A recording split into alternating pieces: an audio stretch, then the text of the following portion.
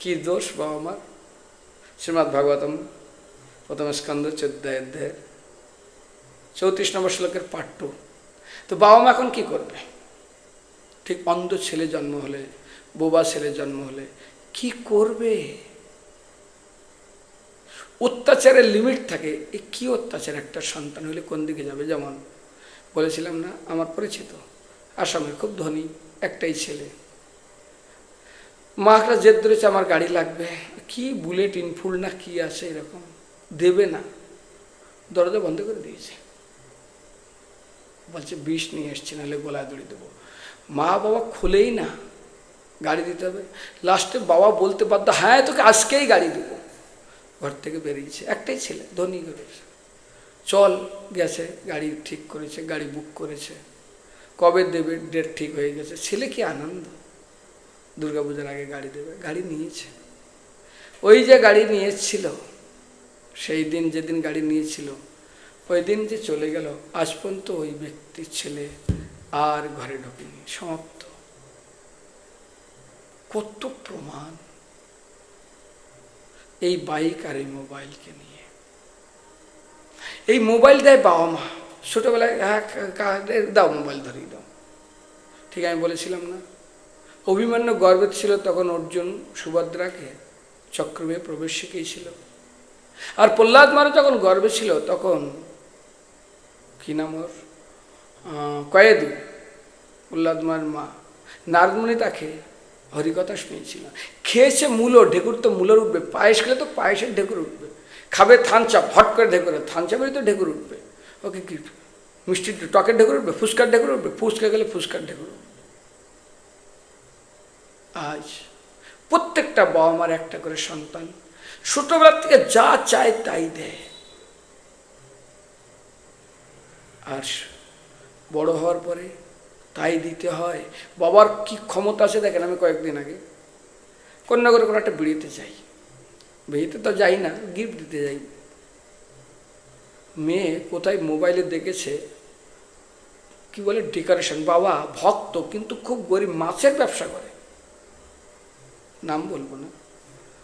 রে ভাই এই ডেকোরেশন করতে বলে, হ্যাঁ কত টাকা লাগবে ওসব জানি না, আমাকে এই ডেকোরেশন করতে হবে, নাহলে আমি বিয়ে করবো না, আমার এই দিতে হবে। কোথার থেকে দিব আমি জানি না।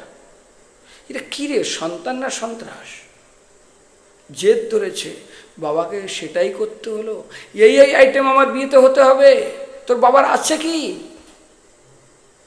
আমার মঠেও হয় অনেক সময় এমন একটা ঘটনা, কোনো একজন ভক্তের বাড়িতে যাই, তাদের বাড়ির অবস্থা দেখি, কিন্তু মঠে যখন উনি আসার পরে প্রেসিডেন্ট হন, তার চাল চলন হাল চাল দেখতাম, বাবা।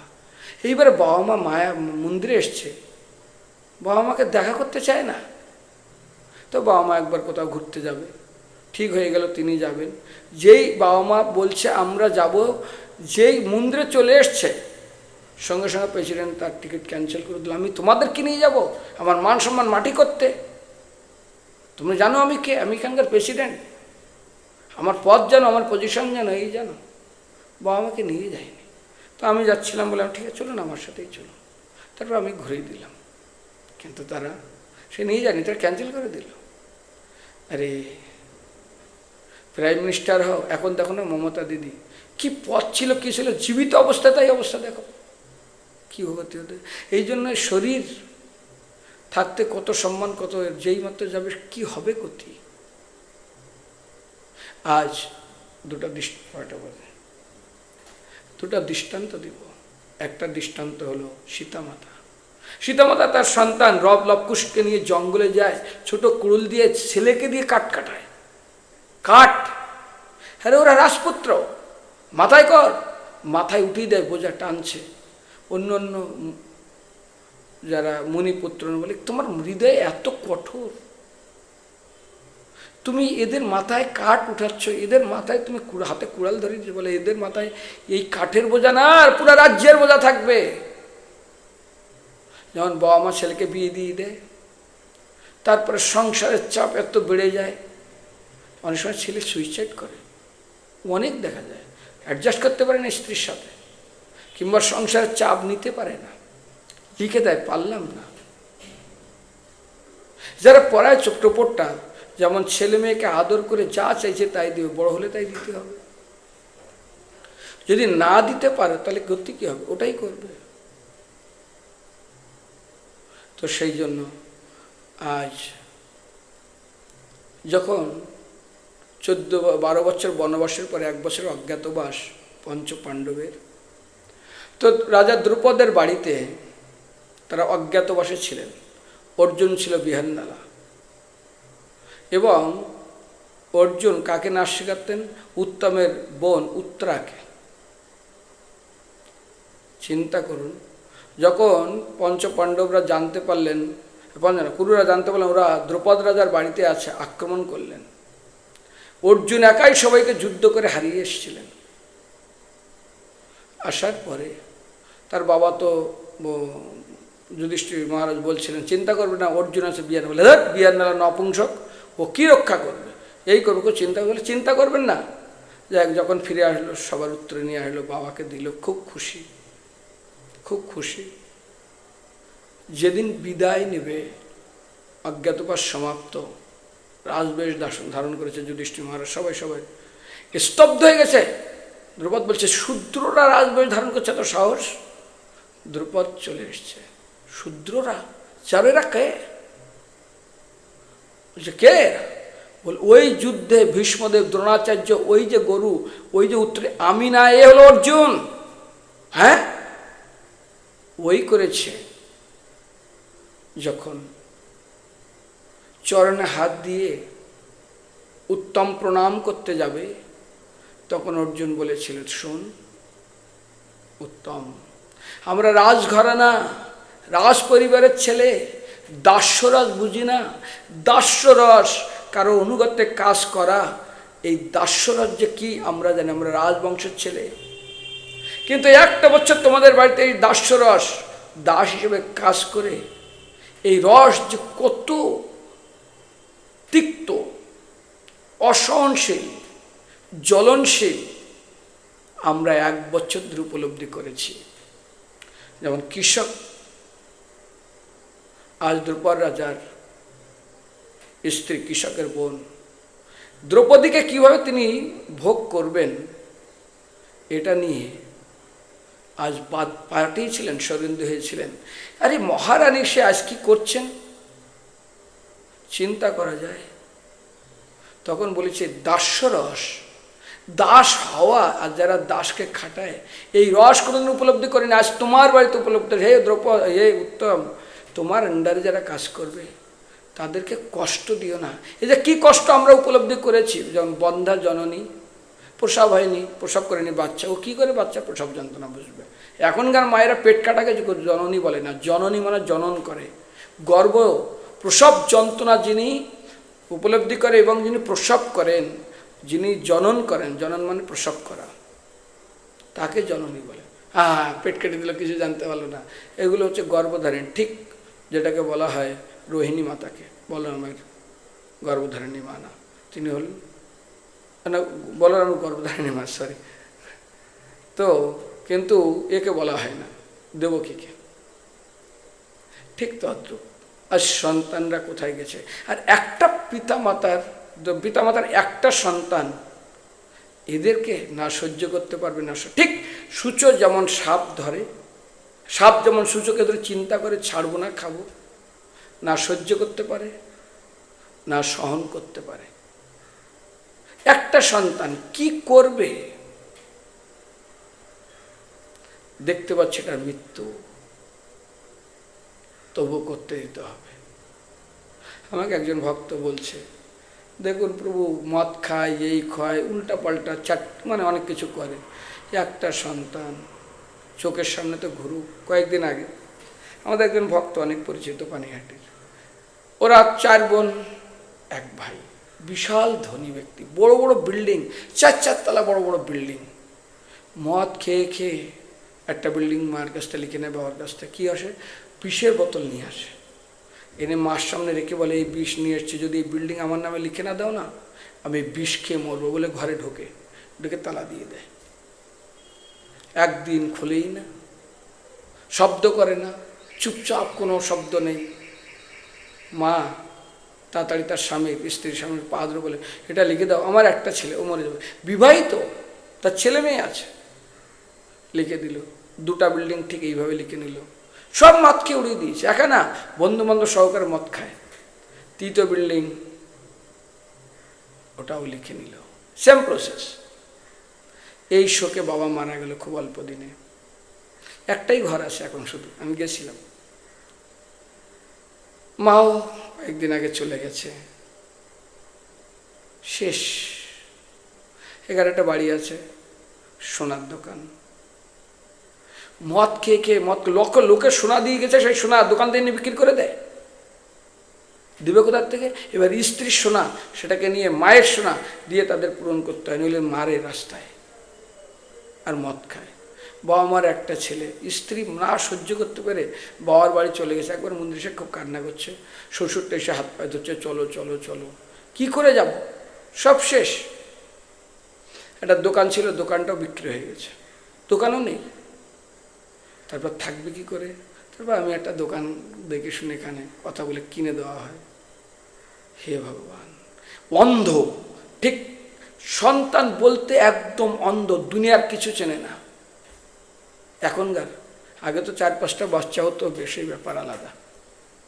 কিন্তু আমি বলি না সন্তানকে ভালোবাসবে না, অবশ্যই করবে, কিন্তু লবণ ততটুকুই দেবে যতটুকু দরকার, বেশি দেবে না। এই জন্য যত রকম জীব আছে এখনকার, সবচেয়ে শ্রেষ্ঠ দুঃখদায়ী হলো সন্তান, সন্ত্রাস। এখনকার দিনে এই সময়, আমি তখন অনেক আগে 92, 93, 1900 একটা বাড়িতে গেছি, আমার জীবনের প্রথমবার। ওই বাড়িতে গিয়ে দেখি একটা ছেলে আছে, বাবা ইঞ্জিনিয়ার, সরকারি, অল্প বয়স। তো আমি একটা জিনিস দেখলাম। কী জিনিস দেখলাম? কমসে কম একটা বিশাল বড় একটা 2খানা রুম, ক্যাসিও থেকে শুরু করে, হারমোনিয়াম থেকে শুরু করে, গিটার থেকে শুরু করে, বাচ্চাটার বয়স মাত্র 5 বছরে পা দিয়েছে। খেতে হবে, বাবা খেতে দেবে, অফিসে যাবে। তো আমি বসে আছি, দেখছি 1 ঘন্টা, এখনই পিয়ানো লাগবে, সঙ্গে সঙ্গে পিয়ানো বাজাতে হবে, এখনই গিটার লাগবে, গিটার বাজাতে, তাহলে খাবে, এখনই এই মেশিন লাগবে। মানে কয়েক লক্ষ টাকার সরঞ্জাম তার বাড়ির ভিতরে, যখনই যেটা যাবে তখন সেটা দিতে হবে। ওকে দেখার জন্য 2-3টে ছেলে, মানে লোক ওখানে অবস্থান করে। আচ্ছা, এরা এত আদরে বড় হলে বাদর হবে না? তা কি হবে? যা চাইছে তাই ছোটবেলার থেকে। একটা লোককে ঘর ভাড়া দিলে তারপরে 2 বছর পর 3 বছর পর ওঠে না, কেস করে, আমার বাড়ি, আমার ঘর। আর এটা কি করবে? এটা কি? তো সেই জন্য জগতে আদি ভৌতিক, মানে বিভিন্ন জীব থেকে দুঃখ। এটা ম্যালেরিয়া কামড়, মশার কামড়, ডেঙ্গুর কামড়, কুকুরের কামড়, সাপের কামড়, ও বাঁচে। এই কামড়টা কি হচ্ছে? হা পুত্র, হা পুত্র বলে সমাপ্ত হয়ে যায় জীবন। ঠিক ব্যাসদেব, সুখদেব গোস্বামীর জন্মের পরে ভগবানকে বলেছিলেন, আমি জন্ম হতে পারি, মায়াশরী নাও। ভগবান তাকে মায়াশরী ছিল, 14 বছর মায়া, 16 বছর মায়ের গর্ভে ছিলেন। আজ ব্যাসদেব দৌড়াচ্ছে হা পুত্র, হা পুত্র, হা পুত্র বলে। তিনিও দেহাত্ম বুদ্ধি, দেহাত্ম বুদ্ধির উপরে থেকে তাকে বলে অবধূত। যেমন সুখদেব গোস্বামী পাথর ছুটছে, থু দিচ্ছে, যেমন ঋষভদেব, তারপর অপমান করছে, কোনো বিকার নেই। চিন্তন সুখদেব গোস্বামী তিনি প্রবচন দিচ্ছেন, সেখানে তার বাবা মানে তার গুরুদেব নারদ মুনি সবাই অবস্থান করছেন। সুখদেব গোস্বামী কেন প্রবচন দিচ্ছেন? তিনি একজন ব্যক্তি ছিলেন, তিনি তো হাপুত্র করে দৌড়িয়েছিলেন। নারদ মুনিরও ঘটনা ঘটেছিল একবার, সবাই বিচার করা হলো। এনাকে পরীক্ষা করেছিলেন, স্বয়ং ব্যাসদেব পাঠিয়েছিলেন রাজা জনকের কাছে। কঠোর পরীক্ষা দিতে, তিনি সত্যি কি অবধূত? তার প্রমাণ নিত্যানন্দ মাথা ফাটিয়ে দিল, দেখো পোশাক থাকতো না, অবধূত। দত্তাত্রেয় ভগবান অবধূত। এরা দেহে আসক্তি থেকে মুক্ত। আমরা মঠে আসি, অনেক সময় হয়, অনেক বাড়ি, অনেক ঘর ছেড়ে দিই, বাড়ি ছেড়ে দিই, এই ছেড়ে দিই। খড়গোস্বামীর মতো না, এক একদিন এক এক গাছের নিচে না, ঘর ছেড়ে দিই, বাড়ি ছেড়ে দিই, আত্মীয় ছেড়ে দিই, সেই ছেড়ে দিই।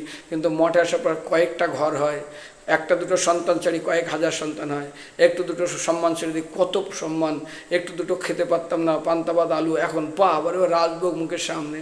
আমি ছেড়েছি, একটা ঘর ছেড়েছি, হাজারো ঘর।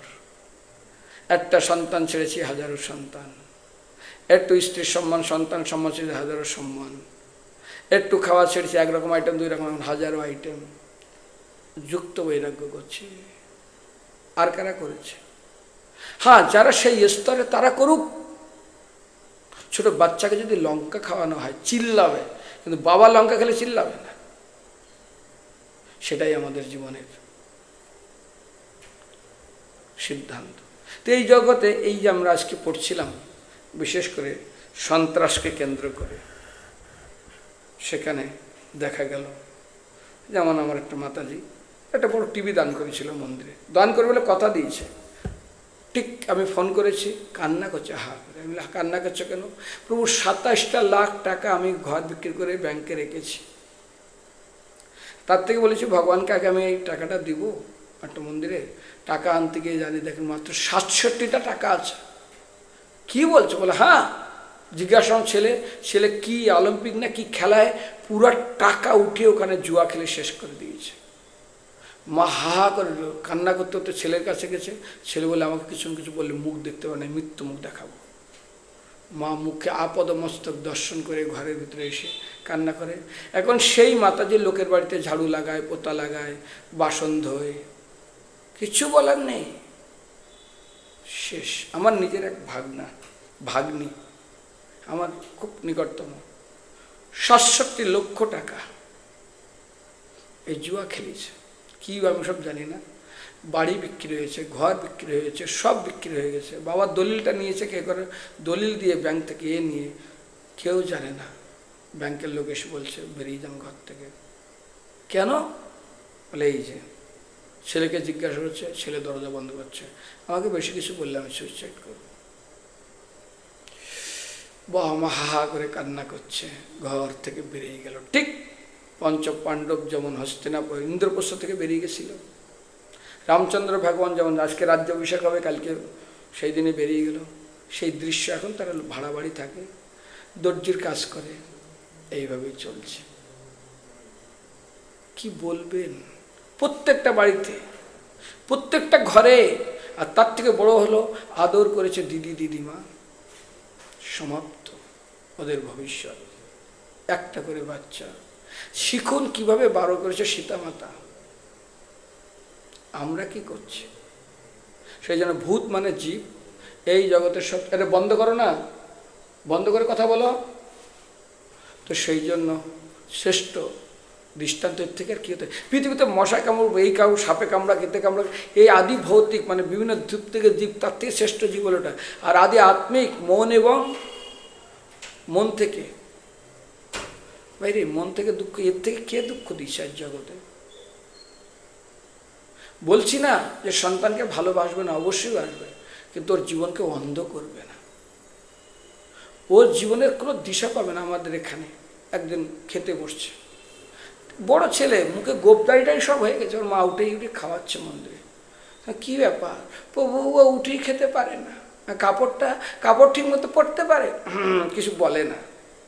এরাই বিয়ে করে বউ পালবে, এক লাথি মারবে, পাশা বের করে দেবো ঘর থেকে একদম।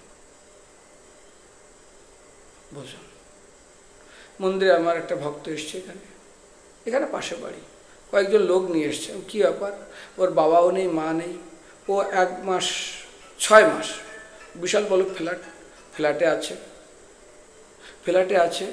তোর বাবা গেছে, লোকে খেতে দিয়েছে, তারপর বলছে ও এদিকে কাজ দেন নেই নাকি, কী কাজ করো? কিছুই কাজ করতো না, ঝাড়ু দিতে বসে বসে না এরকম করে ঝাড়ু, কোনো কাজ না। বাবার একটা ছেলে, চেয়ারে একদম রাজপুত্রের মতন, কিন্তু না খেয়ে হাড় বেরিয়ে গেছিল। সবাই ফ্ল্যাটের লোক খেতে দিত, কয়দিন দেবে, তারপর মন্দিরে একটু কাজ দেবে। কী কাজ করবে? আরে ঝাড়ু দিতে গেলে একটু ঝাড়ু দেবে, তার 1 ঘন্টা লাগবে, দাঁড়াবে, দেখবে। তারপর আমি বললাম ভাই তুমি থাকতে পারবে না। তাই এখন কাজ করছে পাশে এক জায়গায়। আমার মনে পড়ে এদের জীবনটা বাবা মতে জগৎ থেকে চলে গেল, এদেরও অন্ধ করে চলে গেল। হরে কৃষ্ণ কৃষ্ণ কৃষ্ণ হরে হরে, হরে রাম রাম রাম হরে হরে। আদি ভৌতিক মানে ভূত মানে যে কোনো জীব। যেমন স্বামী স্ত্রীর জন্য মানে কার উদাহরণ দেওয়া যাবে, কি বলেছিলাম মনে আছে? আর স্ত্রী স্বামীর জন্য, স্ত্রী স্বামীর জন্য মানে কার উদাহরণ দিচ্ছে? কৈকেয়ীর উদাহরণ। তারপরে যজাতি, রাজা যজাতিকে অভিশাপ দিল, শুক্রাচার্যের মেয়ে দেবযানী তুমি বৃদ্ধ হয়ে যাও, যজাতি না। ঠিক সেরকম আর স্ত্রী স্বামীর জন্য যেমন রেণুকা, যেমন গৌতম ঋষি, পুত্র পিতার জন্য যেমন কংস, ঔরঙ্গজেব। কেন নেপালের রাজা, নেপালের রাজা যে এখন রাজার ছেলে, একদিন সবাই শুয়ে আছে, ওই রাজার ছেলে বন্দুক নিয়ে পরিবারের কাউকে বাঁচিয়ে রাখেনি, মা বাবা ভাই বোন সবাইকে মেরে দিয়েছে। সবাই জানে ইতিহাস। ঔরঙ্গজেব শেষ করে দিয়েছে, কংস বাবাকে ঢুকে দিয়েছে জেলে। এ আর কি বলবেন, এরাই জীব। পিতা আজ হিরণ্যকশ্যপ প্রহ্লাদকে কি দুঃখ দিচ্ছে, স্বামী স্বয়ং স্বামী মীরাবাইকে বিষ ধরেছে, খা খেয়ে মর সবার সামনে, বিষাক্ত বিষ, এখানেই মরতে হবে। চিন্তা করুন, ভাই বোন। আর এখন সবচেয়ে বড় খতরনাক হলো ভাই বোন। বিবাহর পরে বাবা মেয়েকে সোনা দানা টাকা পয়সা অনেক টাকা খরচ করে বিয়ে দেয়, পরে বাবার সম্পত্তি মেয়ে পেত না। এখন এমন নিয়ম হচ্ছে বিয়ের পরে মেয়ে সন্তান পাবে। প্রত্যেকটা ভাই বোন যখন ছোট থাকতো কি হৃদয়, কেউ যদি এসে বলতো তোর বোনকে নিয়ে যাচ্ছি, ভাই হাহা করে কান্না করতো, মা মা আমার বোনকে নিয়ে যাচ্ছে। আজ ওই বোনের সঙ্গে মোকদ্দমা প্রত্যেকটা পরিবারে, সম্পর্ক শেষ। কেন পাবো না সম্পত্তি? এটাই সংসার। ভাই বোন চিন্তা করুন, রাবণ বিভীষণকে কিভাবে করলো, এদিকে আবার চিন্তা করুন ধৃতরাষ্ট্র তার ভাইকে কিভাবে বের করে দিল। তো এটা ঘরে ঘরে এখন কলিযুগ। এটা জীব, আমরা জীব, জীব থেকে সবচেয়ে বড় দুঃখ হলো হরে কৃষ্ণ কৃষ্ণ কৃষ্ণ হরে হরে, হরে রাম রাম রাম হরে হরে।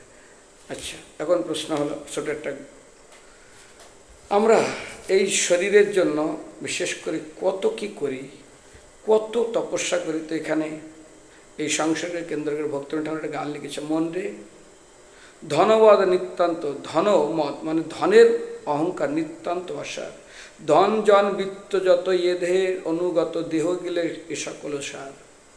ধন জন বৃত্ত, বৃত্ত টাকা পয়সা যত, এই দেহের সঙ্গে যতদিন দেহ থাকবে ততদিন থাকবে, তারপরে এর কোনো মূল্য থাকবে না। বিদ্যার যত, যেমন ঠিক খুব দামি জামা পরেছি আমি, আর এই জামা পরে যদি মরে যাই, কেউ এই জামাটা, তাতে যদি কেউ দামি জামা পরে যদি কেউ গলায় দড়িয়ে দেয়, ওই জামাকে ঘরে রাখবে, পুড়িয়ে দেবে।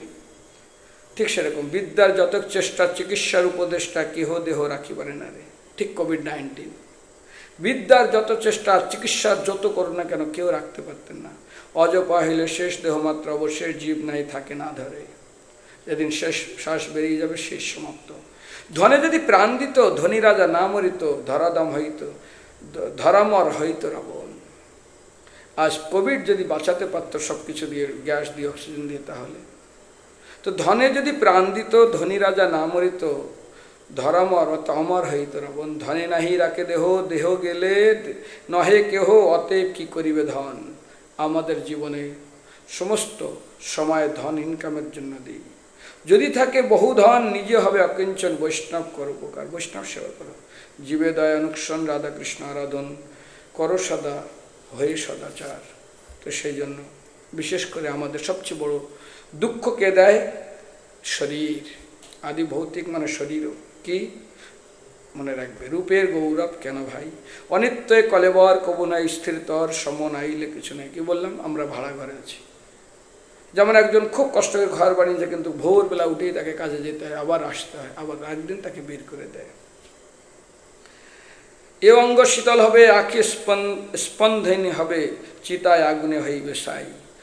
যে মুখ সৌন্দর্য হেরো, দর্পণতে নিরন্তর সশিবার হইবে ভোজন। এই শরীরকে কেন্দ্র করে বারবার ফেসবুক, নাক মুখ বারবার ফটো উঠাও, মুখ দেখো, সবসময় শিয়াল কুকুরের বিষ্ঠা হবে। বিষ্ঠা মানে পায়খানা হিসেবে পড়বে। যে বস্ত্র আদর করো, যে বা আভরণ পরো, কোথা সব রহিবে। তুমি যে দামি কাপড় পরো আর যে শূন্য অলঙ্কার, কোথায় থাকবে?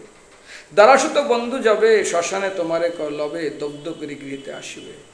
সবাই তোমাকে পুড়িয়ে দিয়ে ঘরে ফিরবে। তুমি কার কে তোমার, এবে বুঝি দেহ কার, দেখো কার, দেহ নাশ অবশ্য ঘটিবে। দেখো মরতেই হবে তোমাকে। কয়েকদিন আগে আমার বন্ধুর ক্যান্সার হয়েছে, ডাক্তার বলে দিয়েছে তুমি আর বেশি দিন বাঁচবে না, লাস্ট স্টেজ। হা হা করে কান্না করছে, মৃত্যুর ভয়। আর একটা বাড়িতে গেছি, ডাক্তার বলছে আর বেশি দিন বাঁচবে না, উল্টাপাল্টা বকছে। আমি আমি বলে কি বলেন আপনি? কারণ মৃত্যুর ভয় তার ঢুকে গেছে। মৃত্যুর ভয় খুব বড় ভয়, আমি নিজে উপলব্ধি করেছি। সুনিন্ত সম্বল চাও, হরিগুণ সদা গাও, হরিনাম জপ সদাই, কুতর্ক ছাড়িয়া মন কর কৃষ্ণ আরাধন, বিনোদের আশ্রয় তাহাই। তো সেই জন্য এই এক একটা শ্লোকের এত মহত্বপূর্ণ ব্যাখ্যা, এই শ্লোকেরই ব্যাখ্যায় 1 ঘন্টা লাগবে। তো আমরা ভাগ্যবান বিশেষ করে যে এত সুন্দর প্রভুপাদের সান্নিধ্যে এসেছি, সোসাইটির সান্নিধ্যে এসেছি। শরীর আত্মা দেহ বিভিন্ন দুঃখ আমরা উপলব্ধি হচ্ছেন। বাইরের অন্ধকে দিয়ে যেমন কোনো হাতি দেখানো যাবে না, অন্ধকে দিয়ে সূর্য দেখানো যাবে না, আর গোঙাকে কিছু খাওয়ালে যেমন কোনো টেস্টও ব্যক্ত করতে পারবে না বোবা কিংবা গোঙা, আমাদের সেই অবস্থা। অন্ধ কি আলো দেখবে, গোঙা কি খাওয়ার পর কি টেস্ট বলবে, বোবা কি উপলব্ধি বলবে। সেই জন্য প্রভুপাদের সোসাইটি আসার পর আমরা এত কিছু বলছি, বাইরের লোকে যাওয়া তো কিছুই বুঝবে না। এই জন্য প্রভুপাদকে ধন্যবাদ, যেটা আমরা পেয়েছি আজ। হরে কৃষ্ণ, ধন্যবাদ সবাইকে। কারো কোনো প্রশ্ন থাকলে করো।